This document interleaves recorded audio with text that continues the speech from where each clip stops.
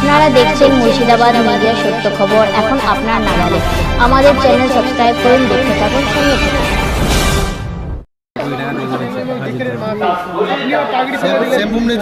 কি বলবেন আজকে রাজিমা মাদ্রাসা যে আজকে 5 জনের পাগড়ি প্রদান করলেন, কি বলবেন আজকে?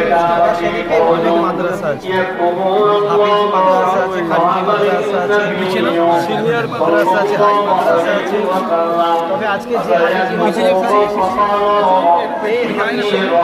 হাফিজিয়া মাদ্রাসা যে মেন পরিচালক আমার ভাই নাজিমউদ্দিন ভাই যেভাবে ছাত্রদের পাশে থাকে, ছাত্রদের দুঃখে সুখে থাকে, এবং এখানকার যে উস্তাদরা আছে খুব এডুকেটেড উস্তাদ, যারা বাইরে থেকে পড়াশোনা করে এসেছে, সেসব উস্তাদদেরকে রেখে এই বাচ্চাদেরকে পড়াশোনা করে আজকের ছাত্ররা এরা পাগড়ি নিয়েছে। আগামী দিন ইনশাআল্লাহ আরও ছেলে পাগড়ি নেবে।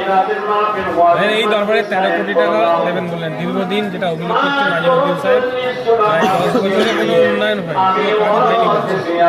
আজকে 13 কোটি টাকা আপনি ঘোষণা করলেন কাজ করার জন্য, কি বলবেন? দেখেন, ফুলফুরা শরীফে বহু জায়গায় হালকা হালকা কাজ করেছে, আর বেশি এদিক ওদিক হয়েছে।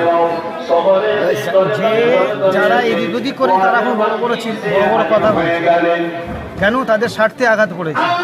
তবে আজকে যে জায়গায় দাঁড়িয়েছি এটা হলো বেলপাড়া হযরত হোসেন বুখারী রহমাতুল্লাহ আলাইহির একটা পরিচয় আছে।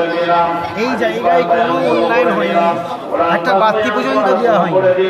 ওই জন্য আমি চিন্তা ভাবনা করেছি ফুলফুরা শরীফে বহু জায়গায় কাজ হচ্ছে, এই বেলপাড়ায় হোসেন বুখারী হুজুরের দরবারে কিছু কাজ আমাকে করতে হবে। আমি রাজ্য সরকারকে বলেছি একটু নজর দিতে হবে এই জায়গাটায়, একটা ভালো কাজ এবং বাতি তাদের হয়ে যায়। ঠিক আছে, নীতিশ কুমারের অভিনয়, নীতিশ কুমার